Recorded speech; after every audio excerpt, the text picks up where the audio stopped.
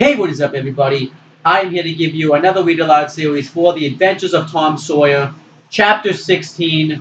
Um, and yeah, if you want to check out our Read Aloud series for chapters 1 through 15, click on the link down in the description box down below, and I'm just going to get right into it.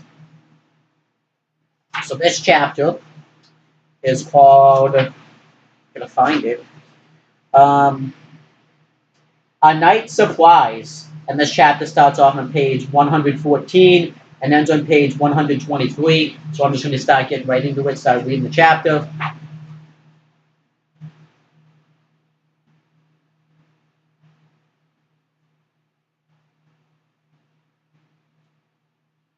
After dinner, all the gang turned out to hunt for turtle eggs on the bar. They went about poking sticks into the sand, and when they found a soft place, they went down on their knees and dug with their hands. Sometimes they would take 50 or 60 eggs out of one hole. Could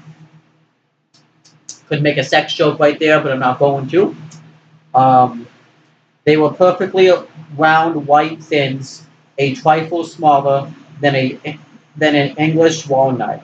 They had a famous fried egg feast that night and another one on Friday morning. After breakfast, they went whooping and prancing out of the bar and chased each other round and round, shedding clothes as they went until they were naked, and then continued the frolic far away up the shoal water of the bar against the stiff current, which later stripped their legs from under them from time to time and greatly increased the fun. And now and then they stooped in a group and splashed water in each other's faces with their palms, gradually approaching each other with averted faces to avoid the strangling sprays, and finally gripping and struggling till the best man ducked his neighbor, and then they all went under in a triangle of white legs and arms and came up blowing, sputtering, laughing, and gasping for breath at one at the same time. They were all they were well exhausted. They would run out and sprawl on the dry, hot sand and lie there and cover themselves up with it, and by break for the water again and go through the original performances once more. Finally, it occurred to them that their naked skin represented flesh color tights very well, so they drew a ring in the sand and had a circus with three clowns in it, for none would yield his this proudest post to his neighbor. I believe one of them wants to be a circus clown. I forget which one it is, unless it's none of them. But I remember reading in this book that one of them wanted to be a circus clown. Next, they got their marbles and played knucks and wind talk and keeps till that amusement grew stale. Then Joe and Huck had another swim, but Tom would not venture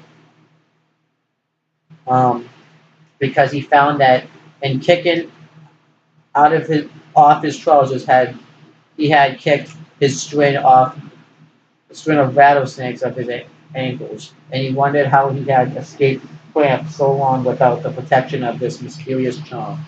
He did not venture again until he had found it, and by that time the other boys were tired and ready to rest. They gradually wandered upon dropping into the dumps and fell to gazing lonely across the wide river to where the village lay drowsing in the sun.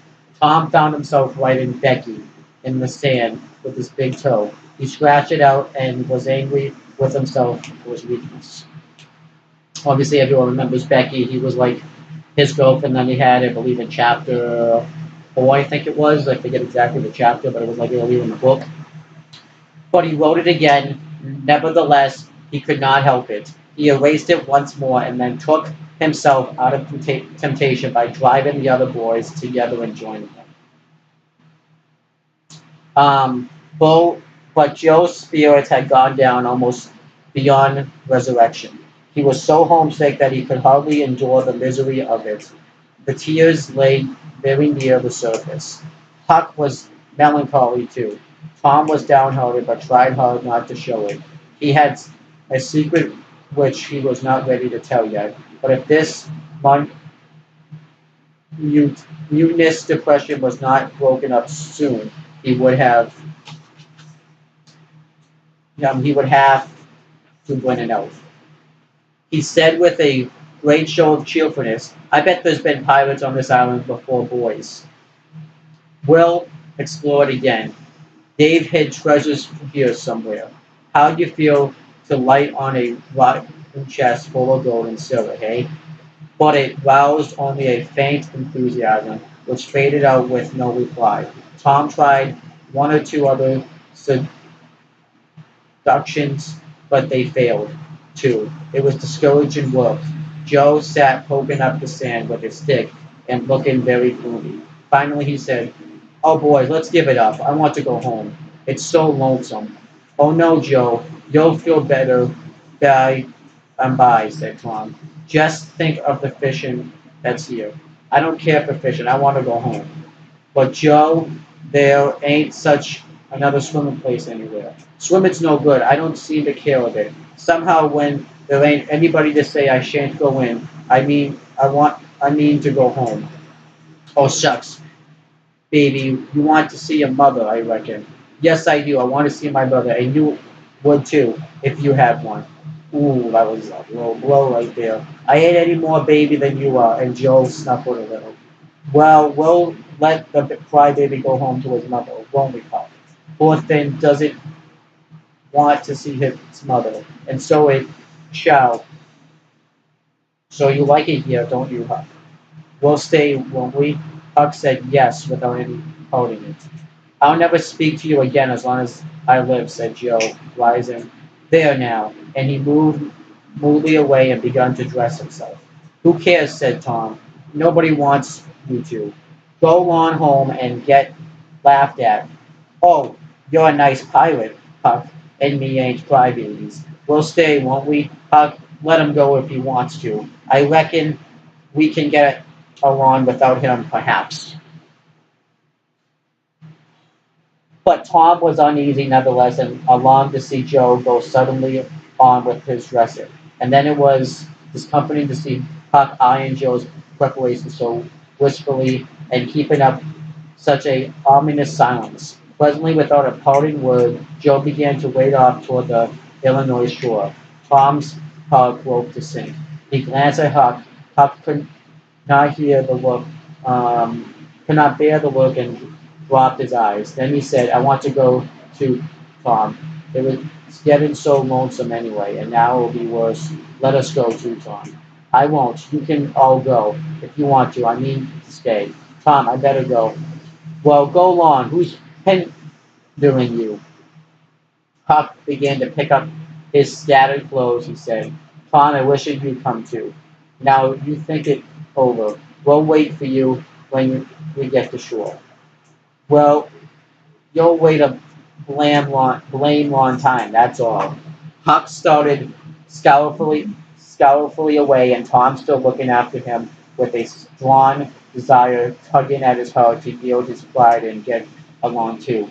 He hoped the boys would stop, but they still waded slowly on. It suddenly dawned on Tom that it was becoming very lonely and still. He made one final struggle with his pride, and then darted out after his comrades, yelling, Wait, wait! I want to tell you something. They presently stopped and turned around. When he got to where they were, he began unfolding his secret, and they listened moodily till at last they saw the point he was driving at. And then they set up a war whoop of applause and said it was splendid, and said if he had told them at first they wouldn't have started away. He made a plausible excuse, but its real reason had been the fear that not even the secret would keep them with him any very great strength of length of time, and so he had meant to hold it in reserve as long as seduction. The lads came gladly back and went at their sport again with a will. chattering at the time about Tom's stupendous, stupendous plan and admiring the genius of it. After a dainty egg and fish dinner, Tom said he wanted to learn to smoke now. Joe caught at the idea and said he would like to try it too. So Huck made pipes and filled them. Filled them. These no novices had never smoked anything before but cigars made of grape bark, and they bit the ton and were not considered mainly anyway.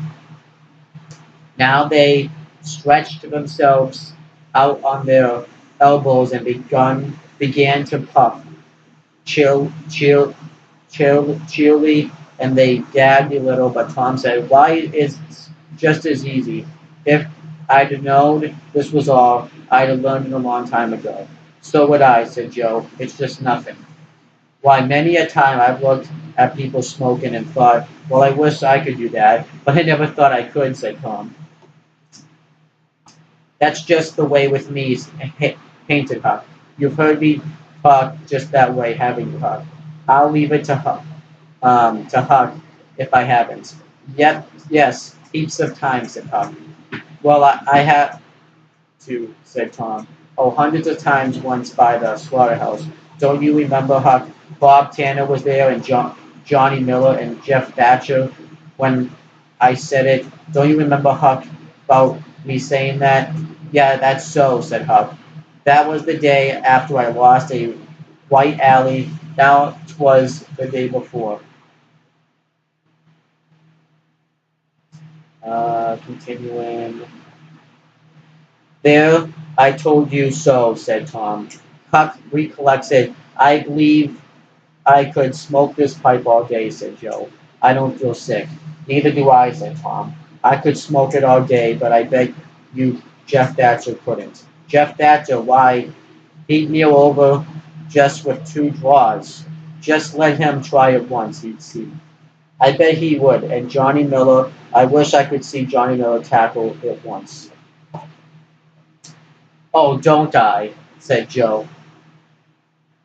"Why, I bet you Johnny Miller couldn't any more do this than nothing. Just one little sniffer would fetch him." "'Deed it would, Joe. Say, I wish the boys could see us now." "So do I." "Say, boys, don't say anything about it, and some when they're around. I'll come to you and say, 'Joe, got a pipe? I want to smoke,' and find kind of careless. You'll say kind of careless, like as if it weren't anything you'll say. 'Yes, I got my old pipe and another one, but my tobacco ain't very good.' And I'll say, 'Oh, that's all right if it's strong enough.' And then you'll out with the pipes." That's what it literally says. "And we'll light 'em up just as calm, and then just see 'em look. By gin, they'll be gay, Tom. I wish it was now." And they don't mean gay like, like a sexual thing. They mean, I think, like happy. So that's also what gay means. So did I. And when we tell him we learned when he was off pirating, won't they wish they'd been along? So I reckon not. I'll just bet they will." So the talk went on, but presently it began to slag a trifle and grow disjointed. The silences widened, the expectoration modestly increased. Every pore inside the boys' cheeks became a spouting fountain. They could scarcely bear out the cellars under the tons fast enough to prevent an inundation.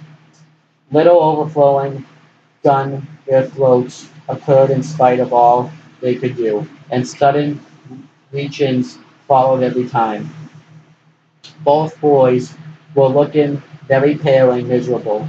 Now Joe's pipe dropped from its nevertheless fingers. Tom's followed. Both fountains were gone furiously. and both pumps Balin with Ballin. I think this is Balin Ballin with might and main. Joe said feebly, "I've lost my knife. I reckon I better go and find it." Tom said with quivering lips and halting utterance, "I'll help you. Go over there that way, and I'll hunt around by the spring." "No, need it to come. Huck, we can find it." So Huck sat down again and waited an hour. Then he found it lonesome and went to find his comrades. They were wide apart in the woods, both very pale, both fast asleep. But something informed him that if he had any trouble, they had got rid of it. They were not talkative at supper that night. They had a humble look, and when Huck prepared his pipe after the meal and was going to prepare theirs, they said no, they were not feeling very well. Something they ate at dinner had disagreed with them. About midnight, Joe awoke and called the boys. There was a broaden of oppressiveness in the air that seemed to ward something. The boys huddled themselves together and sought the friendly companionship of the fire through the dull, dead head of the breathless atmosphere was stifling. They sat still, intent and waited. The solemn hush continued. Beyond the light of the fire, everything was swallowed up in the blackness of darkness. Presently there came a quivering glow that vaguely revealed the foliage for a moment and then vanished. By and by another came, a little stronger. Then another. Then a faint moan came sighing through the branches of the forest, and the boys felt a fleeted breath upon their cheeks and shuddered with the fancy and the spirit of the night had gone by. There was a pause. Now a weird flash turned them into day and showed every little grass blade, separate and distant, that grew about their feet, and it showed three white, startled faces too. A deep peal of thunder went rolling and tumbling down the heavens and lost itself in sullen ramblings in the distance. A sweep of chilly air passed by, rustling all the leaves and snowing the flaky ashes broadcast about the fire. Another fierce glare lit up the forest, and an instant crash followed that seemed to rend the treetops right over the boys' heads. They clung together in the terror in the thick gloom that followed. A few big raindrops fell pattering upon the leaves. "Quick, boys, go for the tent!" exclaimed Tom. They sprang away, stumbling over roots and among vines in the dark. No two lugging in the same direction. A furious blast roared through the trees, making everything sing as it went. One blinding flash after another came, and peal on peal of deafening thunder. And now a drenching rain poured down. The boys cried out to each other, but the roaring wind and the booming thunder blasted drowned their voices in utterly. However, one by one they straggled in at least and took shelter under the tent, cold, scared, and screaming. No, yes, scowled, it says scowled, and streaming with water, but to have company and miserably seems something to be grateful for. They could not talk. The old sail flapped so furiously, even if the other noises would have allowed them. The tempest rose higher and higher, and presently the sail tore loose from its fastings and went away and winning away on the blast. The boys seized at each other's um, hands and fled, with many tumblings and bruises to the shelter of a great oak that stood upon the river bank. Now the battle was at its highest.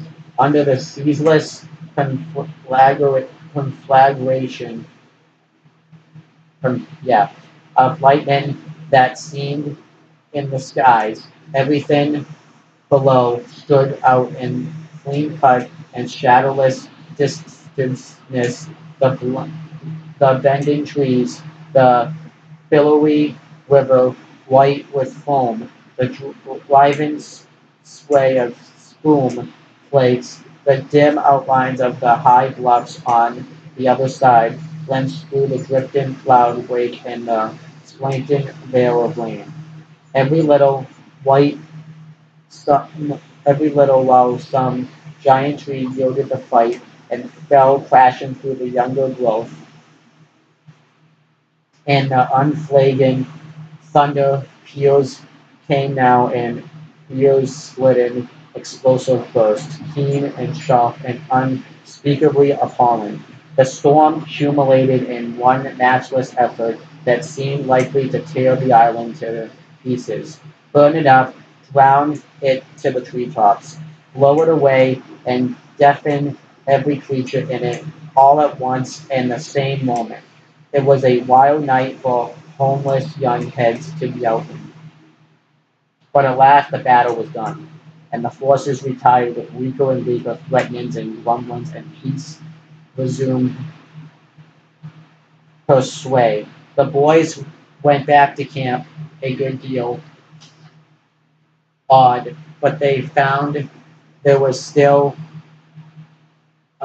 something to be thankful for because the great Sagamore, the shelter of their beds, was a ruin now. Blasted by the lightning, they were not under it when the catastrophe happened. Everything in camp was drenched, the campfire as well, for they were but uh, headless lads, like their generation, and had made no provision against rad. Here was matter for, for dismay, for they were soaked through and chilled. They were eloquent in their distress, but they presently discovered that the fire had eaten so far up under the great log it had been built against, um, where it curved upward and separated itself from the ground. That a hand breath, head breath, and by the way, where it curved upward and separated itself from the ground was all in parentheses. That a hand breadth so if it had escaped witted, so they patiently wrought until, with shreds of bulk gathered from the up undersides of sheltered logs, they coaxed the fire to burn again. Then they piled on great dead boughs till they had a roaring furnace, and they glad-hearted once more. They dried their boiled ham, and had a feast. After that, they sat by the fire and expanded and glorified their midnight adventure until morning, for there was not a dry spot to sleep on until anywhere around. As the sun began to steal upon the boys, drowsiness came over them, and they went out on the sandbar and lay down to sleep.